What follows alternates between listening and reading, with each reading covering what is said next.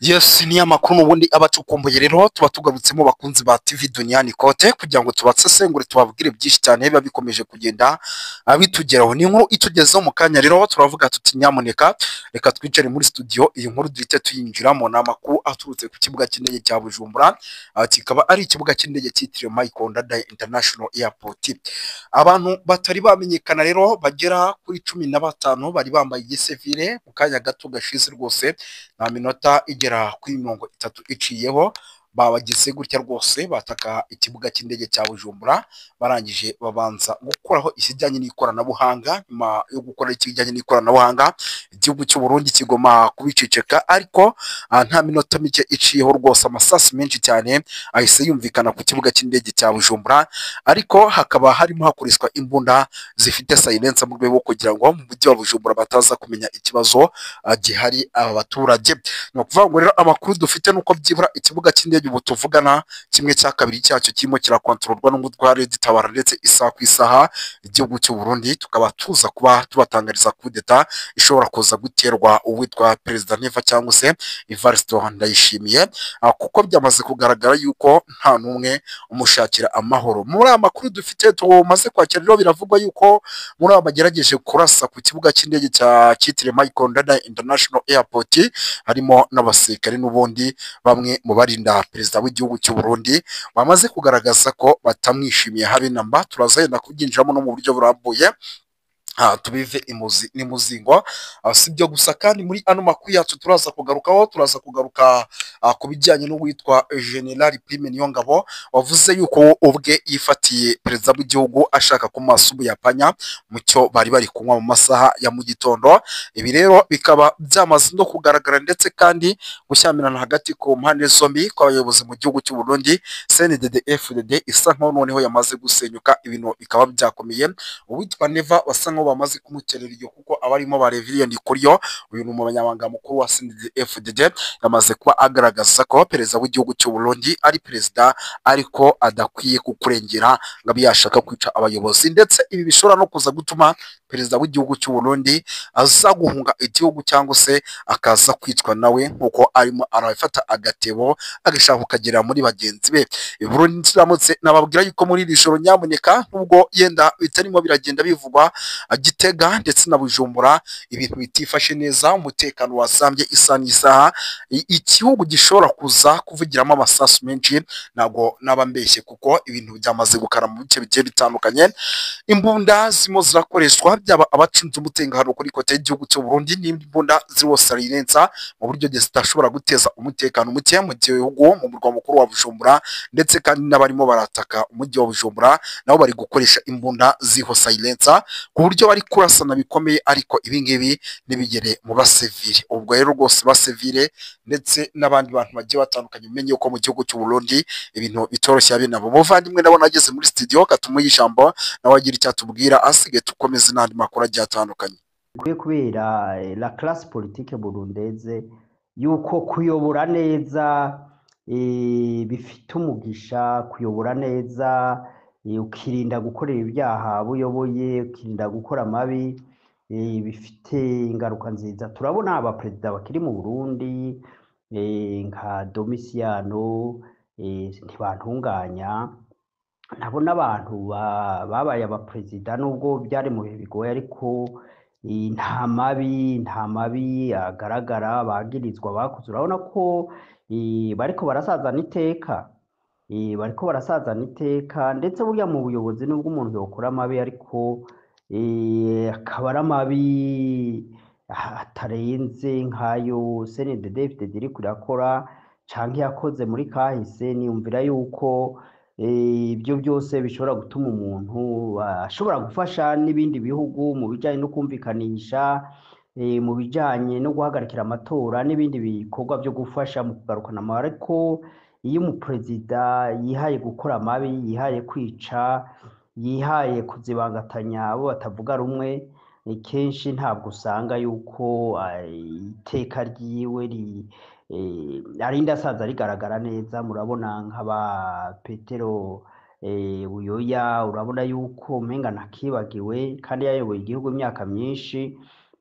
ariko kuko bigaragara yuko atashoboye gutunganya neza ibibazo byari hagati, amatati yari hagati y'abarundi. Murabona yuko atari umuntu twovuga ngo yasize izina canke icibutso mu gihugu c'u Burundi, ariko urabona nk'abantu nubwo batari bashoboye gukemura ibibazo bijanye n'amacakubiri nka Perezida Bagaza, murabona ko yisaziye amahoro, kandi hari ibikorwa byinshi yibukirwa ko cyane cyane bijanye n'iterambere ry'igihugu c'u Burundi, ko igihugu c'u Burundi giheruka guhagarara neza mu vy'iterambere ku ntwaro ya Perezida Bagaza. Ibyo rero ni ibintu ata muntu yobiharira, haba mu bantu bava mu moko yose, muri kura zose za politike, genda nubwo nawe atashoboye gukemura ikibazo kijanye n'ivy'amoko, kandi ikibazo kijanye n'ivy'amoko kugeza uno munsi nta butegetsi turabona Burundi burabona bushobora gukemura ico kibazo cyo kubona ko abarundi ari abarundi, ibyo by'amoko atabihari, ibyo by'amoko ataco bimaze, ataco bivuze, bikwiye gukurwa mu mabwirizwa shingiro, bigakurwa mu mategeko yose yashyizweho, abarundi bakumva ko ari abarundi, ibyo birahagije, tuvuga ururimi rumwe, dufite umuco umwe, ibyo bintu by'amoko rwose bigakurwa mu mitwe y'abarundi, kandi ibyo leta ibigizemwo umwete byashoboka, kuko nk'uko amacakubiri yigishijwe akigishwa ibyo by'inyitamoko z'abatutsi, abahutu, abatwa, nk'uko vyigishijwe imyaka myinshi n'abadukolonije bakabigiramwo uruhare. Ico gituma bisaba imbaraga zitari nke kugira ngo iyo mbuto mbi yabibwe, murabona ibyago yateje, ishobore kuva mu mitwe y'abarundi, si abarundi gusa, imitwe y'abanyarwanda, abari mu burengerazuba bwa Kongo, hari n'ibindi bihugu yenda bifite ibyo bibazo by'amoko nubwo bitarashira mu mashi, haba muri za Kenya hose, aho twita abakikuyu, bakarenjine, abakamba, abaki, usanga bahangana kenshi, ndetse mu bihe by'amatora ugasanga nubwo ubwicanyi butaja ku rugero runini, canke muri za Tanzania duhora twumva burya bariya bari kwa Tundu Lissu n'abo bandi bo muri CCM, burya harimwo n'ibintu by'amoko nubwo bitavugwa cane, bitavugiwe hejuru, ariko ibyo bintu by'amoko mu Afrika ikwiye kumva ko ari ibintu ataco bimaze, bikwiye kurandurwa mu bihugu byose, ahubwo politike zikita ku nyungu z'abantu bose, kuko burya ubundi politike uko tuzibona mu isi, politike burya ari inyungu z'abantu, ariko iyo bibaye inyungu z'abantu bake bizana ibibazo. Cyo gituma bisaba ko politike zigomba kuraba inyungu za bose, atakuvangura. Ikintu ca kabiri nagomba kuvuga ko n'ibihugu vy'i Burayi vyihaye cane cane mu banyabwenge abo twakwita les experts b'abanyaburayi, bihaye kunegura igihugu c'u Rwanda yuko ataterambere rihari, yuko ibiharuro bitangazwa ari ibinyoma. Ibyo rero niyumvira yuko ari ishari ryo kubona ko hari umuperezida muri Afrika ashobora guteza imbere igihugu ciwe, kikagira iteka ritekane, kikagira iterambere rigaragara. Mu bisigaye mu Rwanda nico kimwe n'ibihugu byose byinshi byo muri Afrika, ndetse no ku yindi migabane, burya ni Burayi, burya ni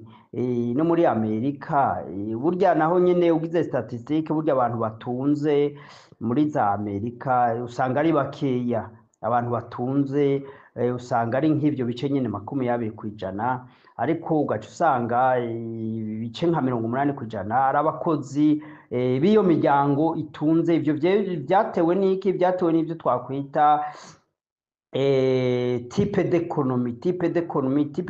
capitaliste, ni type d'économie idashobora gufasha abaturage, abantu benshi gutera imbere, ahubwo ni type d'économie ishobora gufasha abantu bakeya bakura imitahe mu butegetsi bwo muri leta, hanyuma bakabona kuguma batera imbere. Ugaca usanga type d'économie na systeme bancaire ziba zihari arizo zashobora gutuma abantu bashikira imitahe, uca usanga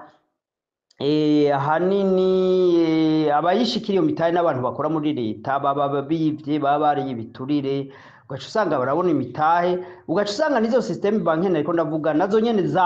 ntabwo zakira aba startup ntabwo zakira abantu bagitangura ubuzima bw'iterambere kandi abo nabo bakeneye gutangura ubuzima bw'iterambere n'urubyiruko niko rwishi muri Afrika rero nico gituma ibice 80% nimba bavuga ati ibice 80% cyangwa 70 cyangwa 70 bikenye mu Rwanda se mu Rwanda honyine ni mu bihugu byose bya Afrika ndetse n'ibihugu by'Uburayi ivyo byose biba bitewe n'iki bibatewe n'ivyo twakwita type d'économie appliquée ariko nibaza yuko rwa Rwanda cyangwa ibindi bihugu bakwiye kuraba type d'économie iri ishobora kuba suitable ku bihugu bya Afrika cyane cyane nk'ico twakwita type d'économie mixte type d'économie mixte ituma nyene les capitalistes babandanya bakora ariko niyo ucanganye na lo socialisme cyangwa lo communisme ukagira iyo mixage bituma na babandi b'abatunzi n'abakene cyane bashobora gukorera hamwe noneho bose bakazamuka ku rugero rumwe usibye yuko iyo type d'économie mixte ishobora kubangamira abo bari muri capitalisme kuko usanga bari mu byo bita capitalisme barigaruriye imitungo migari y'ibihugu ugaca usanga rero ntibakunda kwemera yuko abo bandi batoya nabo bakiri ku rugero babandi 80% bashobora nabo kuba bo koroherezwa bagahabwa type d'économie ishobora gufasha abanyafrika kuzamuka benshi cyane cyane ico no hanura ni pratique ya type d'économie mixte hanyuma iyo type d'économie mixte ikaba iri adapte kuri la réalité de l'Afrique kuko kenshi ibintu dufite muri Afrika ni ibintu twakoporoye i Burayi mu bihugu by'Abongereza mu bihugu bya France bivuga igifaransa nta muri francophonie canke muri Commonwealth ibyo byose ugasanga turakoporora ariko wacu usanga ntabwo biri adaptable kuri reality y'ibyo dufise muri ibi bihugu na cyane cyane iyo tuvuga type ya politique la démocratie ugaca usanga nabyo nyene twarakoporoye i Burayi twarakoporoye ariko tuba dukwiye un système politique adapté kuri reality de l'Afrique kandi ishobora gutuma haba stabilité kuko urabona abantu benshi pourcentage nini muri Afrika bari muri ignorance ndetse nabo ushobora kuvuga ngo barize nabo nyene kubera iyi systeme d'éducation dufite nabo nyene usanga they are ignorant bahisha usanga bari muri ignorance kuko babize kugira baba bakozi ntabwo bize kuba boshobora gukoresha ubwenge kwiyumvira gukora amarizace kugira ngo dukore in economy iri adapté à l'Afrique ishobora guteza imbere abanyafrika bose hanyuma icya gatatu nagomba kuvuga ku ibiganiro bisamaza ibiganiro biba hagati ya Tshisekedi nabo bariko baraganira rwa Rwanda canke yaba AFCM Ventura twigwaneho ni ibiganiro byo gusamaza rero niyumvira yuko mu bimaze kuba byose mu byo Tshisekedi avuga ko twavuze yuko atari partenaire viable niyumvira yuko abakongomani ndetse bari mu ruhande nk'abari bakoraniye Nairobi canke ndetse n'abasa n'abashigikiye Tshisekedi bakwiye kubona yuko hakwiriye ubundi muntu ashobora kuba yohagararira ibyo biganiro bishobora gutuma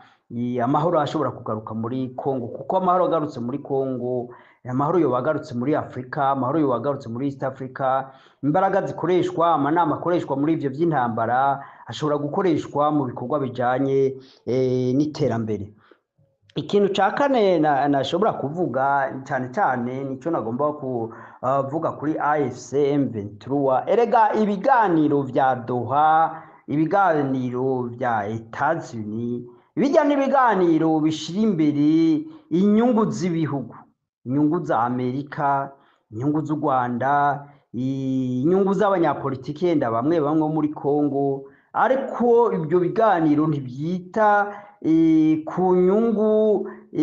z'abaturage. Nico gituma rero uwo mukoro wo kubabara abaturage, wo gutabara abaturage,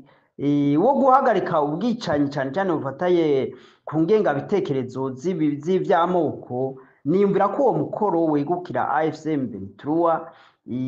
kuko ari bo bari victime y'ibyo bitekerezo. Hicwa abavyeyi babo, hicwa abana babo, haribwa inka zabo, hasagurwa ubutunzi bwabo. Ibyo rero n'umukoro wa AFC M23 na cane cane mu bice bikirimwo aba bantu b'inkehwa, haba hari iyindi migwi yifuza kubarimbura, cyane cyane turavuga b'abatutsi bo mu bwoko bw'abatutsi, b'abanyamurenge, abantu bo muri za Masisi, eka n'ubundi mugwi wose nk'abariya b'abahema bo muri Turi, za Beni, hariya hose kandi n'ubundi bwoko bwose minoritere bwaba bubangamiwe, bumerewe nabi. Niyumvira ko ico gikorwa n'umukuru wa AFC M23. Je niyumvira yuko ibijanye no guhagarika intambara, cyane cyane hari ibice AFC M23 yagomba gufata mu kuboko, kuko ariyo igaragaza ko ifite ubushobozi bwo kuha umutekano abaturage bo mu moko yose. Niyumvira rero yuko yarikwiye kubanza gukemura ikibazo kiri muri Uvira, za Minembwe, za Bibogobogo, hariya hose hakiri minorite zihigwa na FDLR, zihigwa n'imbonerakure, zihigwa na leta ya Bujumbura, zihigwa n'iyindi migwi yamunzwe, yanyengeterewe n'ivyo bitekerezo vy'ihonyabwoko. Hanyuma rero imaze guha umutekano ivyo bice, ndabona ariho yashobora kuja mu biganiro n'umutima umwe, kuko turabona mu bindi bice za Gatanga, za Kasayi, yenda na za Kisangani, za Kinshasa n'ahandi, ndabona nta bantu bariko baricwa bahogwa ubwoko, nta atari ibice vyo muri East, guhera hariya muri za Ituri, za Beni, kumanuka kugera za Uvira, za Murenge, niho hari abaturage babangamiwe n'imigwi ya politike idafite ibitekerezo wovuga ngo uganira nabo, kuko burya muntu afite ibitekerezo by'ihonyabwoko biragoye ko uganira nawe. Ni hariya muntu afite ibitekerezo vya terorisme, vya terorisme de l'Islam, biba bifatiye mu bintu by'imyizerere, biba bigoye ukuntu ushobora kuganira nabo. Niyumvira yuko yaba Uganda, yaba u Rwanda, canke abandi bantu batanze intererano zo kugira ngo muri Kongo hagaruka amahoro, bakwiye kubanza kwibanda kwikingirwa ry'abo baturage bamerewe nabi, bariko barahigwa, bicwa kandi batazi n'ico bazira. Nivyo nagomba kuvuga mu kiganiro c'uno munsi. Nkaba ndabashimiye mwebwe mushishikara kudukurikirana. Imana ibagirire neza.